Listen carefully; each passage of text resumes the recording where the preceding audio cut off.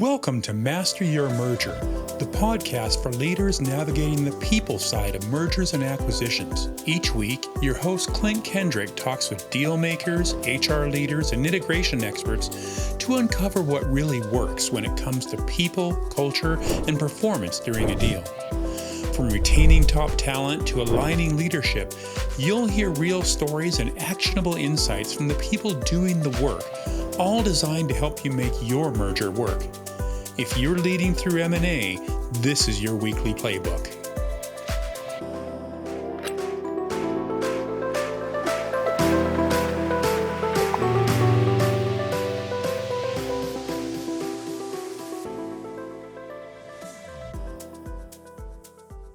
Welcome to the Master Your Merger podcast. Today, my guest is Brad Fringer, Director of Talent M&A at Shopify. Brad has over 2 decades in HR with a career focused on talent management and business partnerships, coupled with more than 10 years of leading M&A efforts at companies like Amazon, Coinbase, and now Shopify. Brad brings deep expertise in the people dynamics that make or break deals. From assessing leadership alignment to managing cross-border complexities, he's built repeatable approaches to people integration in some of the most high-growth environments in tech. Brad, welcome to the show. Thanks, Clint. Glad to be here. Yeah, well, I'm excited to have you. I know that we've talked quite a bit about your background, and one of the things that really impresses me is just how varied it is. You started in talent, you spent some time as a business partner.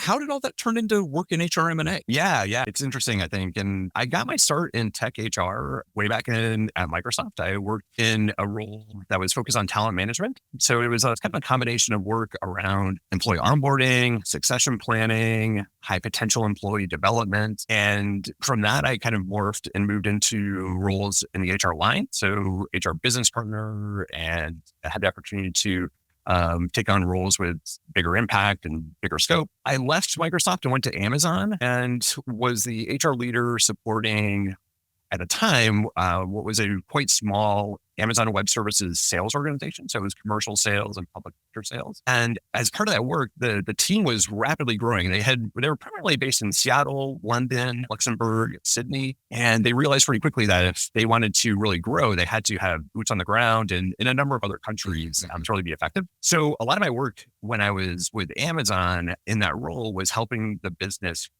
put boots on the ground in various countries. And so that was, for Amazon, it was the kind of first entity in a lot of those places. A lot of work around setting up entities, setting up payroll, benefits, compensation frameworks, things like that. Around the same time, there was this initiative at Amazon that was looking to essentially bring together and create sort of a central PM organization that would really manage all of the global expansion and M&A work for the HR team. And I began talking to the leader of that to really kind of share my experiences that I was having and really all the mistakes we were making, quite frankly, in launching in these different countries. Fast forward a few years, and I was kind of considering what is that I wanted to do next. I had been in the HR line for quite some time at this point, and reconnected with this leader who was managing this team. And it turned out that they had an opportunity, they had a role open that was an HR M&A PM role. Jumped at it. And that's really what got me started. I think kind of stepping back from that, I had always found M&A kind of this sort of fascinating space that didn't really know a whole lot about, but seemed interesting, seemed really strategic, was kind of curious. It seemed like companies would put just a lot of resources into the acquisitions that they would do.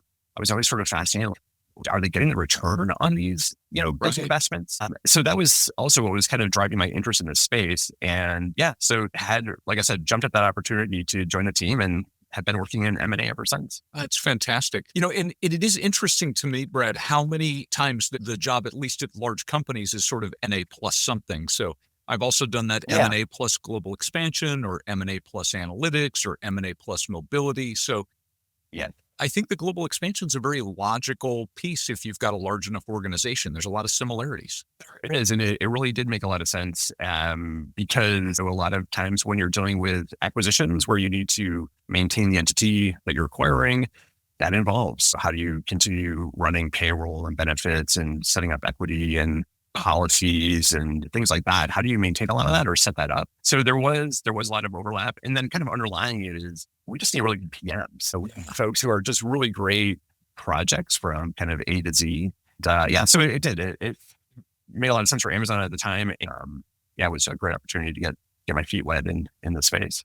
It's fantastic. So when you think about that background, Brad, with the talent, with the people partnering, with the global expansion, it gives you sort of a unique perspective on M&A. I tend to hear people coming into M&A through like a total rewards lens or a consulting lens, but not often through a talent lens. So how do you think that that has shaped your perspective on the way M&A is managed? Yeah, it's interesting. I think one of the things I took away from being an HR business partner and manager and leader and supporting various businesses, both engineering, which I had a lot of opportunities with when I was at Microsoft, and then also then at Amazon, where I was really supporting sales organizations, gives you an opportunity to partner with business leaders and understand how that sort of talent lever or people lever works in the overall functioning of a business and the role that you can play as the HR partner to supporting the running and success of that business. One of the things I took away from that was, I'm definitely not that business leader, but I think being able to sort of channel what's important to any leader of business and what sort of things are they looking for? What is important to them? What are they focused on? I would say at a high level, that was something that I took away and really plugged into the work that I do in M&A. I'd say the other thing is that having been working in talent and also as an HR business partner, you obviously are very focused on the rhythm of business that exists in any company. So the review process, the promotion process, the career development process that exists within any company. And it's important in M&A to make sure that you're really kind of modeling that with the acquisition and integration work that you're doing, right? So I think having that mindset and sort of that understanding really helped me have some grounding when I moved into M&A. Because right, to your point, I didn't have the background in total rewards or compensation or talent acquisition specifically. So I was really bringing that kind of business lens to it. Yeah. And I don't know personally that there's a right or wrong way to come into this work. It's just fascinating to me, the different lenses we can put on it. Yeah. As I look out at the landscape right now, Brad, the last couple of weeks, I've seen a lot of the thought leaders in the PE space. I've seen an EY report. I've just seen a lot talking about how talent is becoming the next unlock. So to bring it back to your question about, are we getting the ROI out of deals? Well, we know that it's been this 70 to 90% failure rate for quite literally decades. And as we've started focusing on culture, we're seeing the financial returns from that. And now I think taking it a click down from culture to really even individual contributions is the next frontier. And I'm just kind of curious if you've got thoughts about that, given your background. Is talent a place where we can play on an individual level in deals, or do we? Yeah, I'd just love to hear your thoughts since this is emerging. Yeah, no, I think it's something that has been a real focus of mine. And I think part of it has to do with potentially the space that I work in. So in the tech space, a lot of our acquisitions are, they're heavily focused on the IP or the technology that we're acquiring or, the product, sometimes the customers, but it's also heavily dependent on the people that you're also bringing on board that have developed that IP and that you want to continue to build it, evolve it, help, kind of integrate it into the rest of the company. So talent's always been a real driver. I think what the thing though is that talent can be kind of squishy, right? It can be sometimes hard to quantify, like, well, we know that we want to get this return and, this product from a financial standpoint, and we want to hit these different measures. But talent can be sometimes a little bit harder to sort of get really concrete around. And yet, I think in my experience, often when you look at a deal 12 months, 18 months post-close, and you look at where things may have not gone as well, usually around the talent. Like it's usually around, we didn't, the founders are unhappy, the employees aren't entirely aligned to the roles that they're in, or they don't feel like they really are feeling like they're part of the company that they joined. Retention is down. So I think it's often around the talent components that really affect the long-term success of a deal. Yeah, no, I think that's a really good point. Thinking about founders specifically, I know that there are a lot of times where the people partner, going back to that part of your role, that catching people partner ends up taking on the selling founder and their team and ends up becoming their HR partner. So how have you approached building those types of relationships during deals? Yeah, I think this is actually where, again, my background, having been an HR business partner, I always sort of wear that HR VP hat in the deals that I do. And I'm always kind of thinking about how is this going to play out for the HR team post close. We're making all these decisions very quickly around, employment decisions around, where are we leveling the employees? What kind of roles are we putting them into? What kind of management are we, giving them? And it's really easy sometimes to think about, okay, I just need to make that decision for today so I can kind of get through that and not think about the long-term impact. And oftentimes that long-term impact is going to land on the catching people partner or the HR team that's sort of going to be supporting that business long-term. Right. So I think about it in a couple of ways. I guess part of it is, these kinds of roles that I have and that the teams that I work with, we sort of exist as the HR proxy for corporate development and for mergers and acquisitions at the company, right? So that's I sort of think about that's sort of my role that I have here at Shopify and that I've done and that I've had at other places is I kind of exist because this is really intense work and the HR teams don't have the time necessarily to focus on it. Right. You also, though, however, need to make sure you're thinking about when is the right time to bring them in so that they can start on learning about what it is that we're acquiring. And two, can also start establishing those connections with the founders, with the leaders, with the employee population to begin being seen as another resource that's going to exist for them, when I kind of start moving into the shadows after the deal closes. Getting really tactical, like what that looks like is, I think when we start having an opportunity to talk to employees and leaders, when the deal, when we're getting ready to sign the agreement, so to speak, before the deal closes, and there's a certainty that we're going to be doing this, it's a great time to start bringing the HR team in. But it's also, moving even earlier than that, it's a good opportunity to stay connected with them. I like to stay connected with them as early as possible, especially when we're doing diligence on a company and we start seeing potentially some flags or some complexities. So if we're going to be acquiring a company, let's say that has an employee footprint in locations where we may not have HR support, it's always great to start getting that on the radar of your HR team. Right. To have them begin thinking about, okay, how are we going to resource this longer term? And those are the kinds of things that come up early in a deal process, usually in diligence. But like I said, I kind of envision, my role kind of coming down once we get past close and then the HR team kind of picking up. But you need to have some solid connection points throughout just to make sure that there's no questions about like, oh, what happened here? What was the decision that was made and why? And that stuff always happens as well. And that's okay. As long as they also know that they can come back to myself or my team to say, hey, can you refresh me on like the decision around this? Right. So, right. Yeah. Yeah. I tend to think about it, at least with the large serial acquirers that are set up where there's a center of expertise around M&A. Kind of like those baton relays, right? So you're watching the other person coming around the loop, and then there's a period of time where you're running together, and then you hand the baton off during that time, and the other person goes, and you're still there. You're still cheering them on. You're just not running right beside them. Absolutely, I think that's a great analogy, and that's what you want. You want to have that sort of time to be kind of running together, where there's sort of that information sharing, and you're also providing some background on what's happening, and then you kind of hand that baton off and you see those runners are still kind of trailing for a while. They're slowing down as the runner kind of takes it. And that's a great way to think about it. Yeah.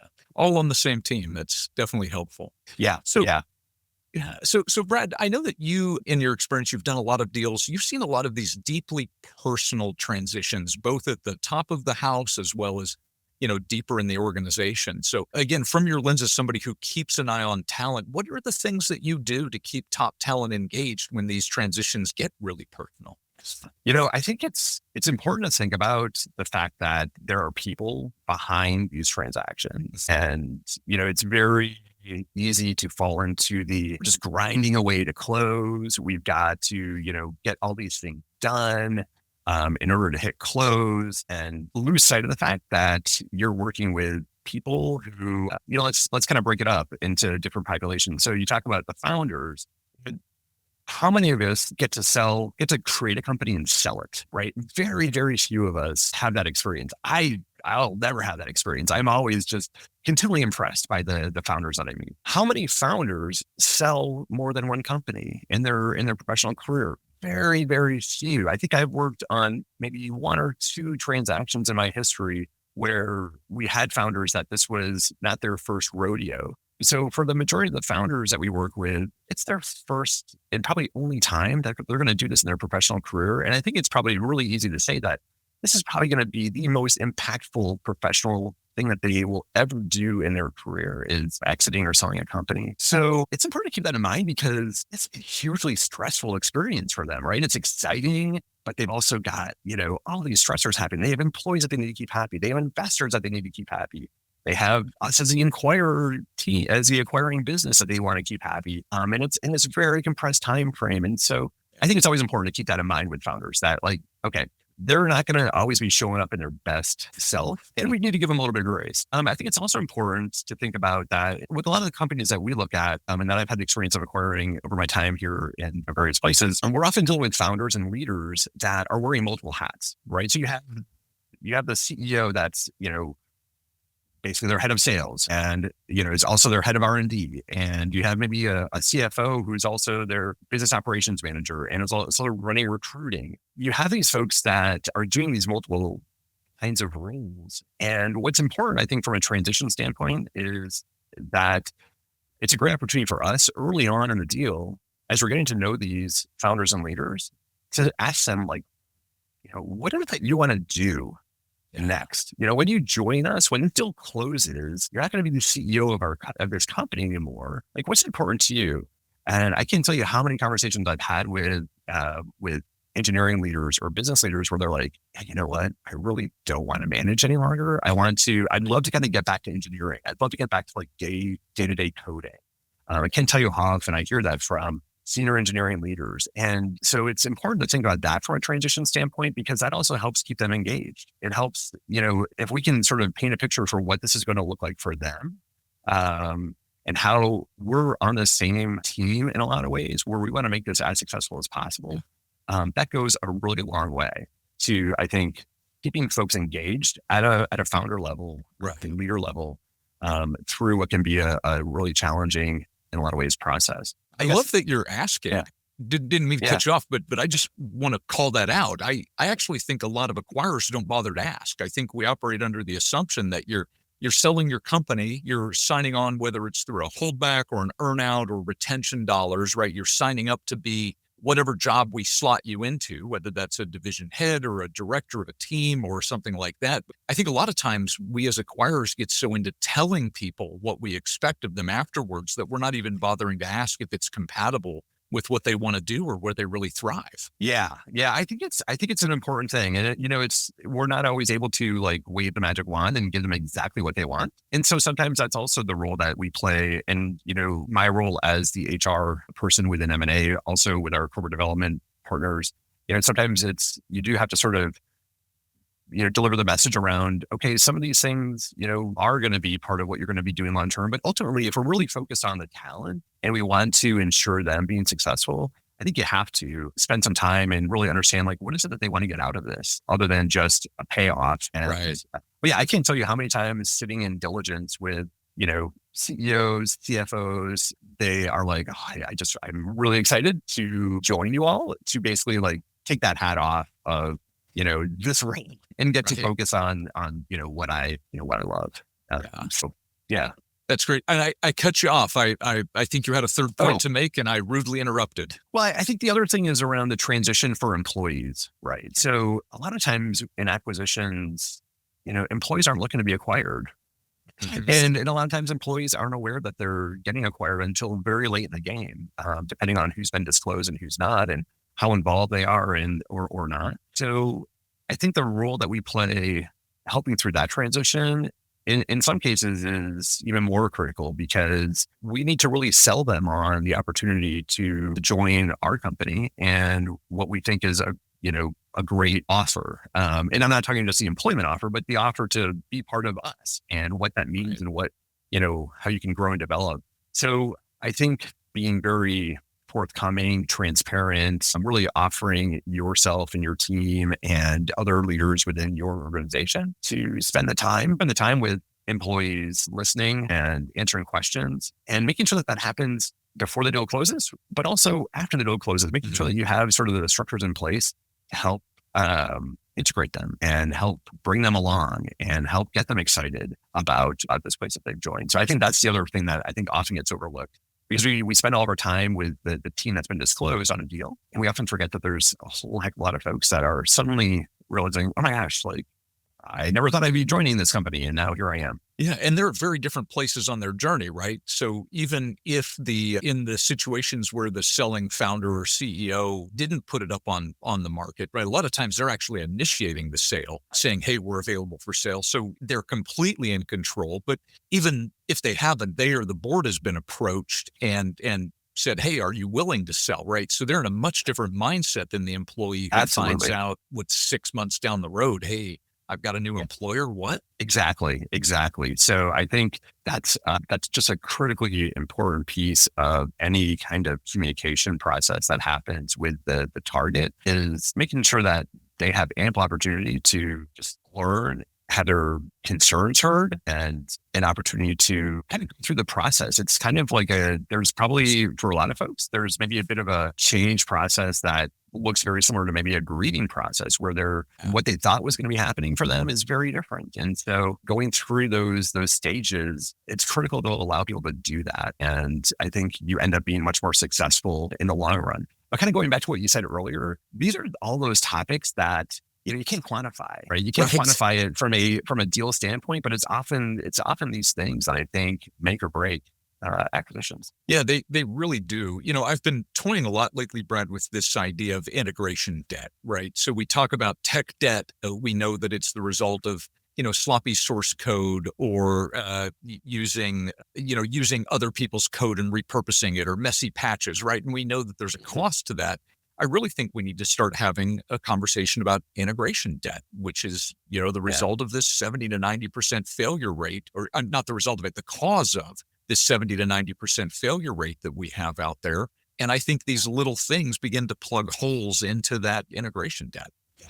Definitely. So I'm curious, Brett, you've talked quite a bit about leadership teams. You've talked about aligning cultures, a little bit about team dynamics. There's not necessarily a lot of that information available during the diligence period. How do you get yourself out in front of those questions as a person who's really deeply versed in talent? Yeah, it's always a challenge. And I think taking advantage of all the opportunities that we as the acquirer or the buyer have with the target to take away and think about, gee, do we actually think these people are, do they align to our culture? So, even before you get to a signed term sheet, in a lot of cases, there are conversations, there might be tech reviews or business reviews that are happening between us and the target. Those are great opportunities, obviously, to learn and understand more deeply about the technology or about the business, the go-to-market strategy, things like that. It's also a great time for our leaders to be assessing, not necessarily in an explicit way, but in an implicit way, how aligned are they to our thoughts and ideas around leadership? How aligned do we think, based on what we're hearing, are they around, culture? Like, what is their culture like? How would they describe their culture? How are we seeing it show up through these different things? So I think that's helpful, and that all happens, very early on. And I think probably a lot of across, many companies and many industries, I think probably a lot of things don't go anywhere because the business or tech leaders decide, it just doesn't feel like a good fit. I think once you get into diligence and you have the opportunity to spend time with founders and leaders, either through doing talent assessments to help, determine where they're going to fit within our organization, or just through the diligence process that you do for employment, it's also a great opportunity to ask, tell us, what does leadership look like at your company? What's important to you? How does your leadership team operate? How do you make decisions? How do you set strategy? How do you grow and develop your employees? What does employee growth look like at your company? And those all give you really good indications that you can then kind of match up against your own organization's culture and sort of philosophy around talent. And so it's using those kinds of opportunities, I think, are really, really help any kind of team think about, okay, beyond the details, do we think that these folks are going to be a good fit culturally from a leadership standpoint? And it doesn't need to be that there's like complete alignment, right? Sure. But it's also great to identify if there are gaps, right? So those are known gaps. And that's also then great information again, to go back to something we talked about earlier, great information to share with the people partner team that's going to be bringing or providing that long-term support. Right. It's also a great way to help us think about what does the integration look like for this team. So it's just great information to get around that as well. So it's not necessarily a deal breaker, but it can also be a tool to help you develop a roadmap for integration. Before the pandemic, when I think a lot of us, at least in my world, we were spending a lot more time in offices, traveling on site, like all those opportunities just to kind of hang out and spend time. Like I love those opportunities to kind of just see, like, how do the employees interact? How do the leaders interact? Do a lot less of that, at least in my experience these days, right? We were forced to, a few years ago with the pandemic, and I think we've sort of retooled. And so we've lost a lot of that in-person connection, which I think makes this a little bit more challenging. So I think you have to be a little bit more intentional about asking the questions and sort of seeing it in action as well. I've also found, at least on my end, Brad, that it's helpful to deputize the corp dev team, right? It's like, absolutely. Hey, I'm no longer at these meetings, at these dinners. You're there. What are your perceptions? Yes. Yeah. It's a great point. So oftentimes, right, we are heavily reliant on our partners that are, spending the time early on with these targets. And it is often our corporate development partners, the deal leads and such. And so, yeah, it's making sure that you have a good connection with them and that they're also, they've got a set of things that they're thinking about and priorities that are important to them. And you want to make sure that talent is also kind of front and center for them as well. And the good news is, at least in my experience, I've worked with just great corporate development partners who, really do understand the importance of, making sure that the talent is what we're interested in as well. And it's as important. But yes, you're often like wanting to get that download from those in-person opportunities that they have. So I'm curious, Brad, if you had to like red flag, green flag, readiness for integration for a target, what are some of the things that are red flags, like they're not ready? And what are some of the things that are green flags, like they are ready? Yeah, good question. So I guess my default is that we should always integrate, and probably integrate sooner than later. And probably in my experience, there's just some built-in resistance to wanting to integrate, right? I think team is going through so much change and with the acquisition. And so like, let's hold on, let's keep the things as is. Do we really need to integrate right away? Do we really need to do this? And it's that old analogy of like ripping the Band-Aid off. Right. In some cases, I think, there's often benefit in doing it sooner than later. So I think where there are flags, let's say a red flag, I think often there are just real key reasons why it's probably not the right time to integrate right away. And so oftentimes if we're dealing with an earn-out kind of situation, right, where, the deal construct is set up upon some kind of earn-out provision, which requires certain performance or key financial measures to be hit, usually the target is not going to be super interested in changing everything up and then still have that expectation to deliver on those metrics.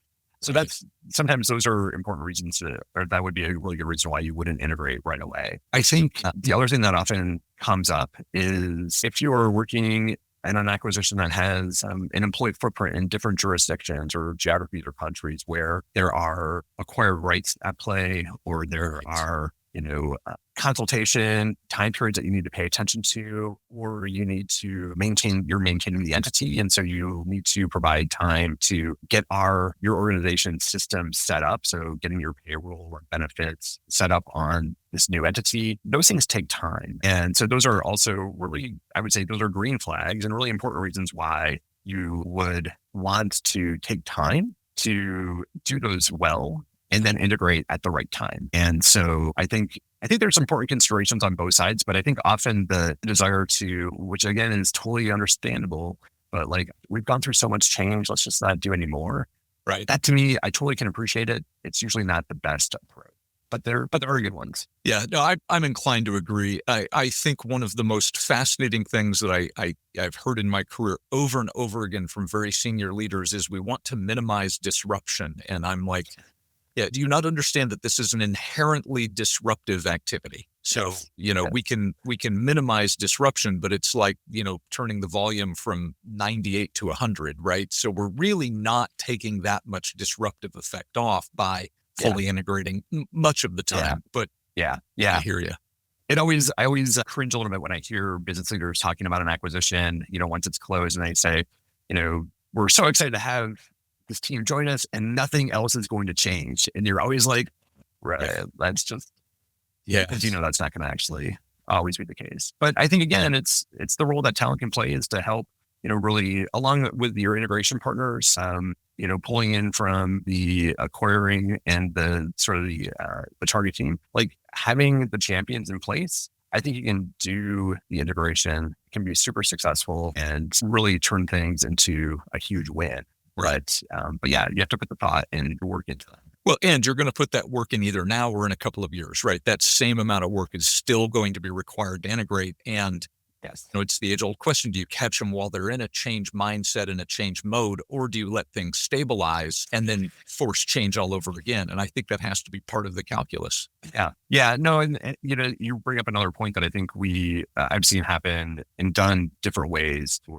Oftentimes you bring teams on board and there's a question of, do we let them remain intact, right? So like from a reporting line standpoint, what we know at some point in the future, they're going to, potentially get moved into different parts of the organization. And, I'm not sure there's a totally right answer or a totally wrong answer to that, and it really depends often on maybe the variables that are at play within those particular orgs and those leaders, because there's benefit to both, quite honestly. But I know that's that topic around, do we move people right at close or do we wait 6, 12 months, let, everything else kind of settle and then have them move? Again, you run the risk of people not feeling totally integrated, right? But there's a benefit sometimes of having the same management chain in place and having that sort of consistency there for the employees. Yeah.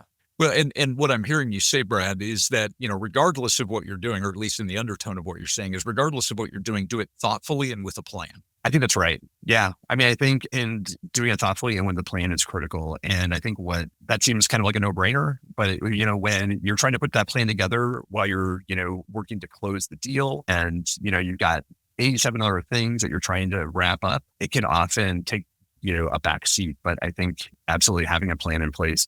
And again, that's where I looked and have just really benefited from some great integration partners who can really help drive that work too. Yeah. Makes all the difference. It is kind of funny. I'm remembering as you said that a few years ago, I had formed a good relationship with one of the bankers on the deal. I have no idea why they let me under the tent of that deal, but I was fine. I'm like, cool, I'm getting to meet some new people. And we did a simultaneous sign and close. And afterwards he's like, how's it feel to be done? And I'm like, done? Are you kidding me? My work's just starting, man. You're getting a check. I ain't done though. Yeah, exactly. And I think that's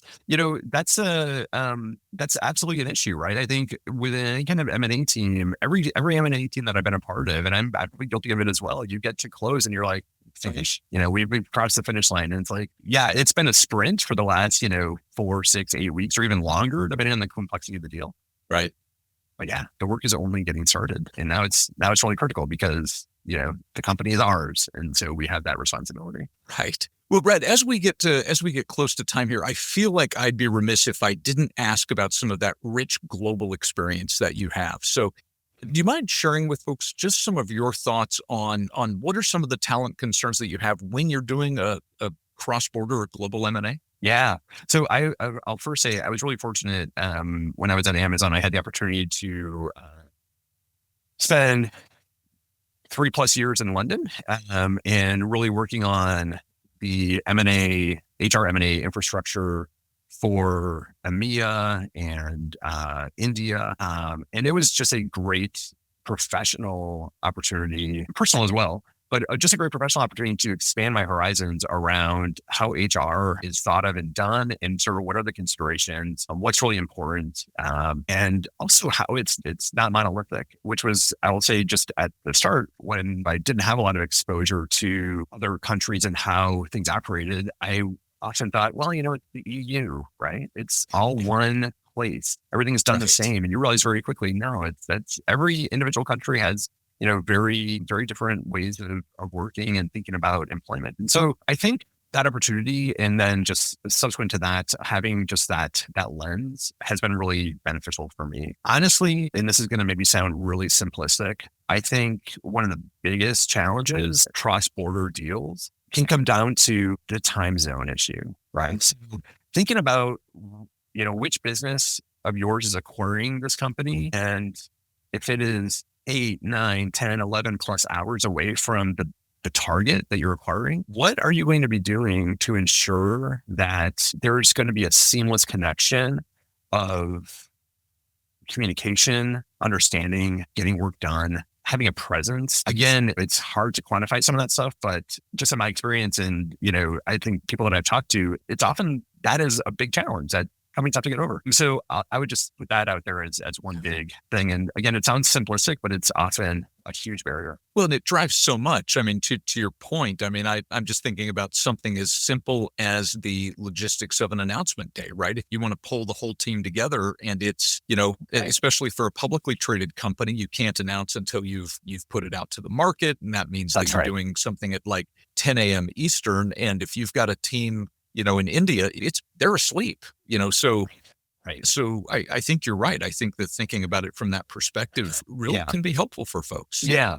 So I'd say that. I think the other thing that's important to think about is, again, I've worked at multinational companies, but all with a, US or North American footprint, let's say. Right. And I would say certainly we've been challenged to sort of break out of our so-called bubble that exists here in like the Pacific Northwest or just the West Coast of the United States when it comes to operating in different locales. And so I think understanding, especially on the talent side, understanding how people in other countries look at benefits, where benefits are often statutory. Mhm. And that's just the whole concept of care in other countries is very different from what exists here in the United States. Workers' rights are just very different in many other countries. And how does that translate to a deal? So what does it mean when you're working with employees who are under some kind of collective bargaining agreement? What does it mean when we have our own works councils in our organization and we're looking to acquire a company? Like, what's their role in that process from reviewing and approving our organization, making decisions about acquiring a company in that country, so to speak? So I think I'd say one, it adds a richness and a diversity to any organization, and that's why I love international deals or deals that are outside where I'm based, because it's just such a great learning, and I think it actually helps drive just success and improvement within any organization. But I think also it brings complexity. And so part of, I think, what our role in is as talent is, we're not necessarily going to be the experts in every country.